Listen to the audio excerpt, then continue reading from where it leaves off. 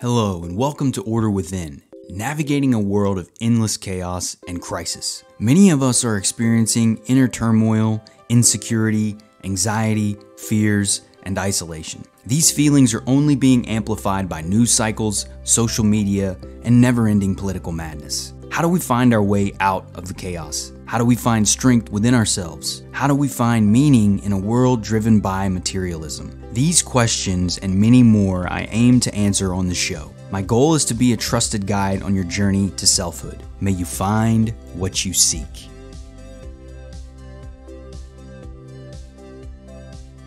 Hello and welcome back. I'm your host, Brandon Ward. Episode 19 today. Approaching that elusive number 20. Been doing this for, I think, 4 months now. It's wild. Got a good show to cover today. I'm going to be discussing the hero's journey and the components of the hero journey, how it reflects in our day-to-day lives, how it reflects in the media and entertainment that we consume. It's really everywhere, and it's a universal concept. It's viewed as a pattern that all of us go through or can go through. Joesph Campbell spent his career focusing around this hero's journey and what it is, how it reflects in society and culture and art, how it reflects in our lives, and there's been variations of it. His work is called The Hero with 1,000 Faces. That's what it's based upon, how this hero's journey is throughout history, cultures. And so it's broken down into 3 stages that we're going to cover, and then it goes into kind of components within those stages. So the 3 stages are departure, initiation, and return. So starting with the departure is the beginning stage. This is where we all start. We all start in our state of ignorance. It's the known world, if you will. We are living in that world somewhat clueless, most likely dissatisfied or yearning for more, but we're living in the known world, often the kind of ordinary or mundane world. So in stories, that's just the beginning of the movie or the show or whatever it may be, describing the central character of the story in their current life. Rudimentary, going to school, boring, unhappy, mundane. For the most part, that's the common components of it. But in that, there's something happening. Often it's the world is decaying. The world that they know is decaying, so it needs to be restored. Or the world that they love, the good world, is at threat to be overtaken or destroyed. And that can sometimes push the hero of the story to begin the journey. And so that aspect of it is called the call to adventure. So the call to adventure is where we must choose to participate in this adventure, the hero's journey. Now, we can refuse that call, which many of us do. The calls will continue to come because ultimately it's our opportunity as individuals to take the hero's journey, to grow, to expand, to evolve. So that call continues to come for many of us. And in movies and stories, that call comes until the hero chooses to embark on the adventure, to accept the adventure. Now, they may be excited about this because they were bored. Life has been mundane, so this is the call to action. It's the desire for adventure, the unknown, venturing out into the world away from what is known. They also may be weary, skeptical, afraid, fearful, hesitant, feeling pulled on this journey, but really not feeling like they have much choice if there's going to be the constant push to do this. And so many of us experience this call to adventure in our own lives. The desire to express, the desire to share stories, the desire to create, to build businesses, to provide solutions. Whatever it may be, that is our own individual call to adventure. It yearns within us. And when there is that yearning, that feeling of emptiness or unsettled, there's something in us that's desiring to get out. That's often our call to adventure. Usually at that point, supernatural aid may come into play. We realize a strength that we have, or some sort of potential power that we may have, or someone around us is helping support us. In this instance, I think showing up, choosing the adventure is a way that the muse can support us and help facilitate us. It's funny how life, the universe, will provide for us when we choose to embark upon the call of adventure, and how things can be provided for us. So sometimes that comes in the form of supernatural aid or some sort of benefit or discovery of a skill that can be leveraged in the adventure. So moving on is that crossing into the first threshold. That's where that conscious choice takes place. This is where we're effectively going down the rabbit hole, if you will.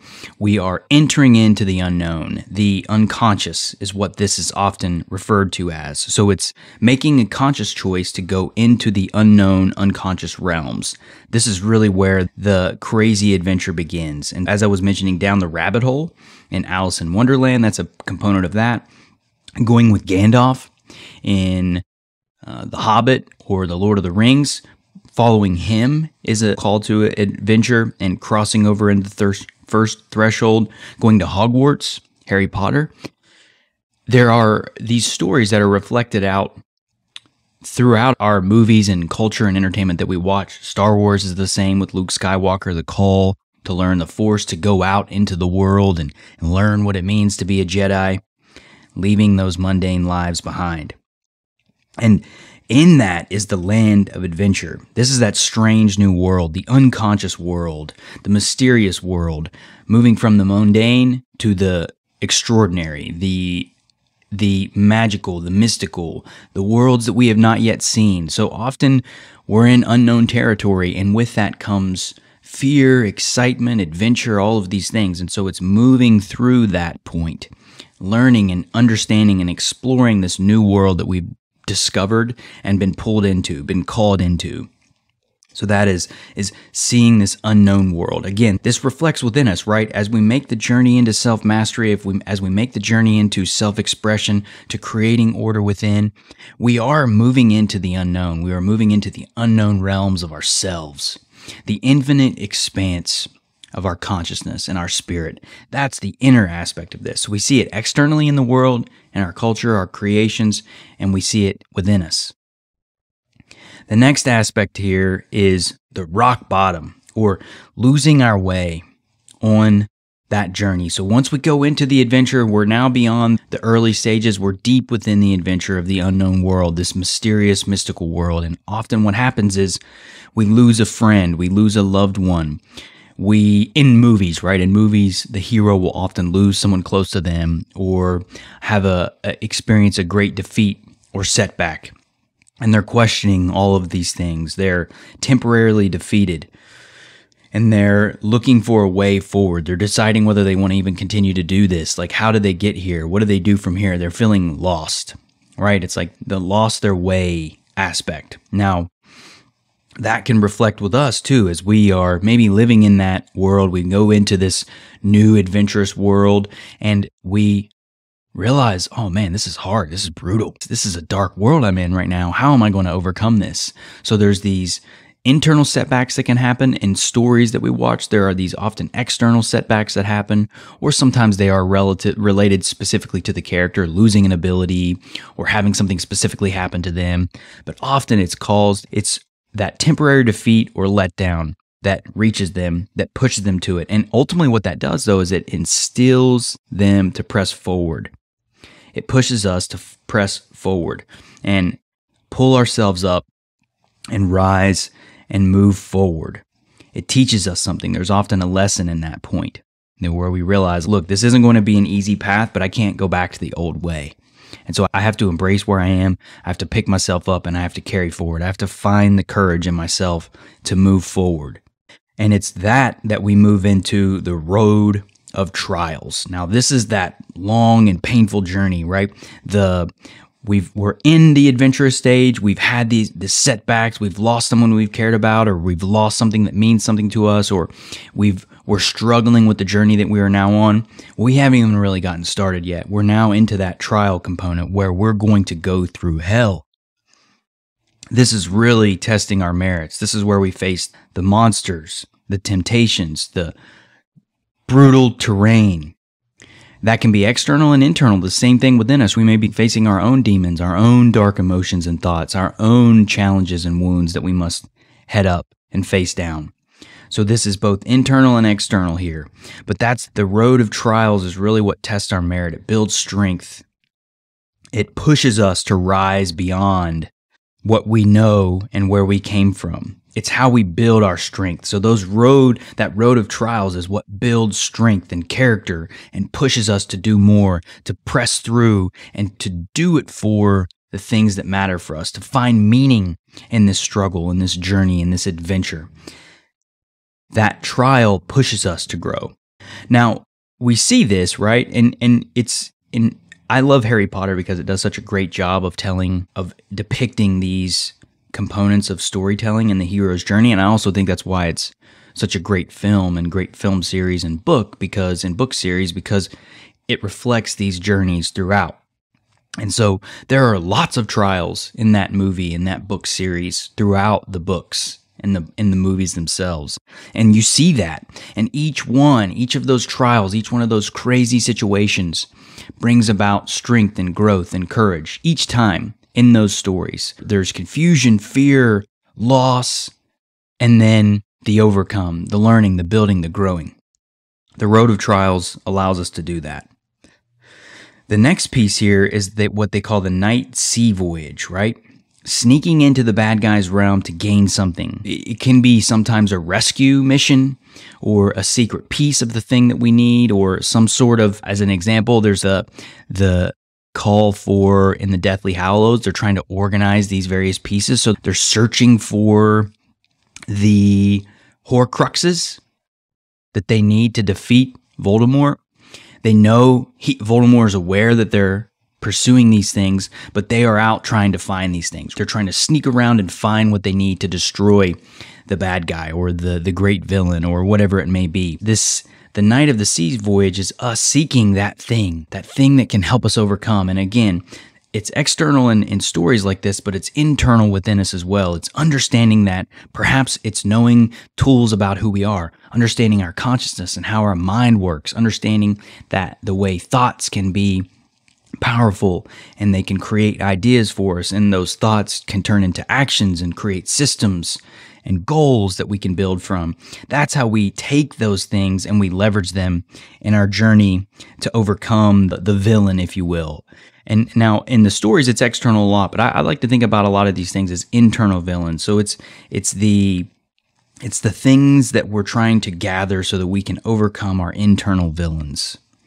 And it's also a brief pause before the big battle, right? Like you have a run-in with the bad guy, but then you escape and you take what you need, or you rescue your person, or you find that peace within yourself. You recover that lost part of yourself that you've been seeking and yearning for years or decades. For me personally, it was my masculinity, reactivating my masculinity and reconnecting with that side of myself. It really changed my experience as a human and how I feel as a man, and it's made a big difference. And so it's sometimes recovering parts of ourselves that have been lost throughout our journey on earth and time. The next aspect here is you have the synthesizing and the fight with the bad guy. So there's some sort of insight or revelation that comes at this point. It's like the clicking point where you realize, oh wait, that's the thing that we need to do. And I keep going back to Harry Potter, right? In those last movies, you're thinking about it was them realizing that the snake was that final Horcrux that they needed to destroy so that they could then actually go about, well, wait, it was that, and then also Harry, understanding that he was a Horcrux as well. And then, so it was knowing these pieces and understanding what they needed to do to defeat Voldemort. So it's like taking those final insights and revelations that create that clarity that we need to push through and reach that conclusion to defeat our enemy, whatever it may be, right? Internally, it's understanding this new information, synthesizing it, and then leveraging that information to confront our inner demons. And in movies and stories, it's to confront the external bad guy. And so the epic thing about stories is that they reflect our own journeys. That's why we resonate with them.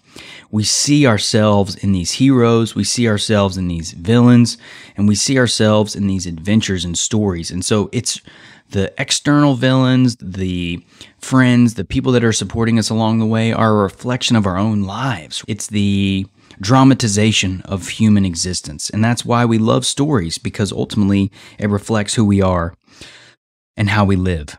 So we have this battle with the bad guy, right? There's often sometimes one final temptation or sacrifice that has to happen that allows us to overcome the enemy.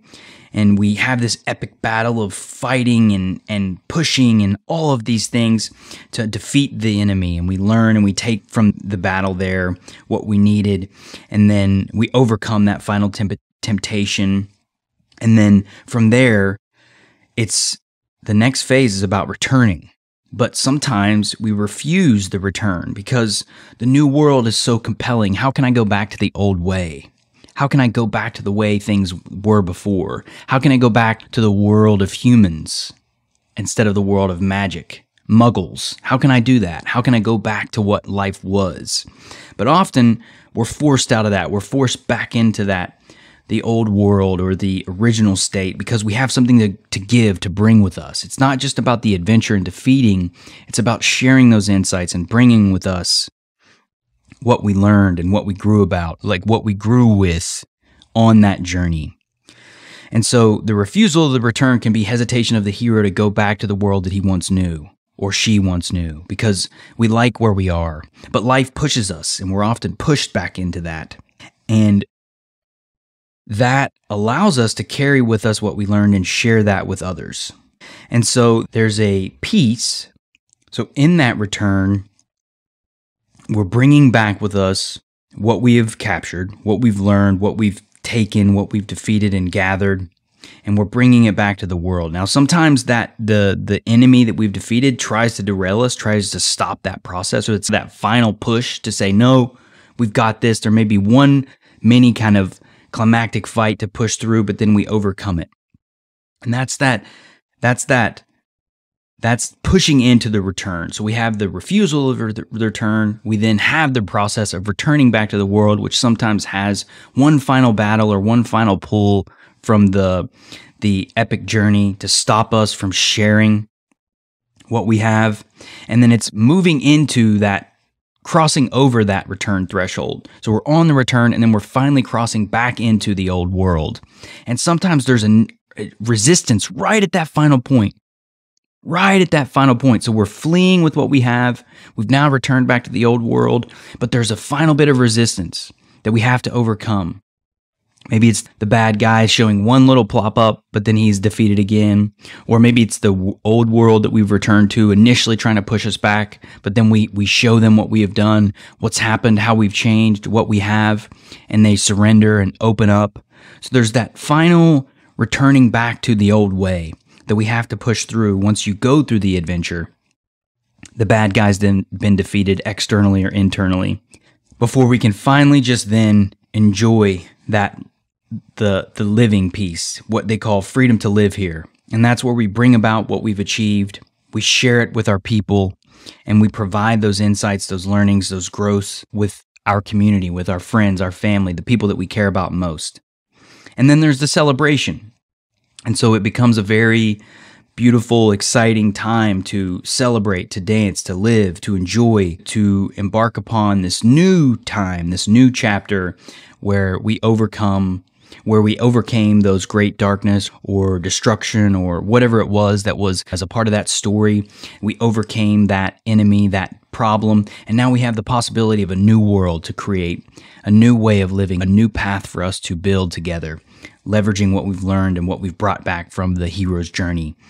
And so this is such a beautiful thing. Like, we go through this process in ourselves. We feel dissatisfied with life. We know something's not right. We are called to adventure. We dive into ourselves. We dive into creating, exploring, sharing, working, doing all these things. We struggle. It's hell while we're doing that. We fall. We get beat up. We battle enemies. We have temptations. We're tripped up along the way. There's all these things that can happen, but we continue to press on, and we learn and we grow and we get better. And eventually we face head to head with that darkness, those demons within us, and we slay them. We defeat them. We slay our dragons. And we are victorious in that battle because with us comes the spoils of that battle. And we can bring with us that great victory and share it with the people that we care about, share it with our loved ones, with our communities. And so our own hero journey allows us to help other people embark upon their own journeys by sharing what we learn, sharing information about that journey, and helping empower others who are hesitant to take the call to action. All of us are being called. And that's the aspect of it, is all of us have this calling. All of us are being sought to act upon and to take and dive into this adventure. It's a choice that we have to make. It's available to all of us, but not all of us choose it. Very few choose it, and that's what makes it so rewarding.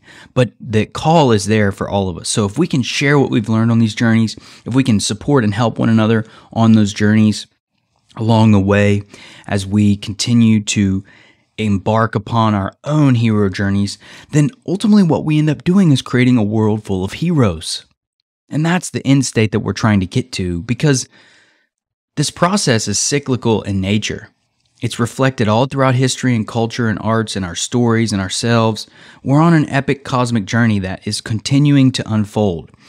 And the cyclical nature of this is there are different stages of that hero journey that expands and evolves as we roll and move throughout existence. The chapters and phases and different stages of that journey change as we move throughout existence. This is such a wonderful and beautiful process, such a blessing that we're a part of. And by embracing it, we can help one another embark upon our own journeys and bring about the best of who we are and what we're in the world to do. And so the cyclical nature of these things, and you can see it in trilogies and stories and books and movies. And I mentioned Harry Potter multiple times, that the hero's journey is cyclical throughout it. There are many hero journeys within those stories. There's the large overarching hero journey of the whole story itself. So you see this throughout our world reflected as the cosmic path that we're all on. And so we can learn and embrace this journey, leverage it, and build upon it by understanding what it is and knowing how to use it in our own lives. And so it's all around us, and it's ours to embark upon if we choose to heed the call. So the question is, will you answer the call of your own adventure? Will you be the hero the world needs you to be? Will you activate your ultimate self to live your destiny? Those are the questions that only you can answer, and I hope to help facilitate on your own hero's journey as a trusted guide as you become the highest and fullest version of yourself. So, I'm going to go ahead and wrap the episode today. I really love this. Is so much fun. I really hope you guys are enjoying it. I'm noodling a lot on content, how I'm going to be expanding the content offering and continuing to write and sharing stories. So I'm hoping you're finding value in the work here and that you're learning and growing from what we're doing with Order Within. So I would love to hear from you. If you have any thoughts or comments or anything, please let me know. I'm available. I'm up on Twitter. You can hit me on Substack. You can comment here, just wherever you want to do it. Just let me know. I'd love to hear from you if you have some thoughts, feedbacks, questions, anything like that. Otherwise, I do appreciate y'all's time. And until next time. Thank you for listening to Order Within. If you found the episode helpful, please consider sharing, rating, and subscribing. New episodes will be released every Thursday at 11 a.m. Eastern Standard Time. Until next time, y'all.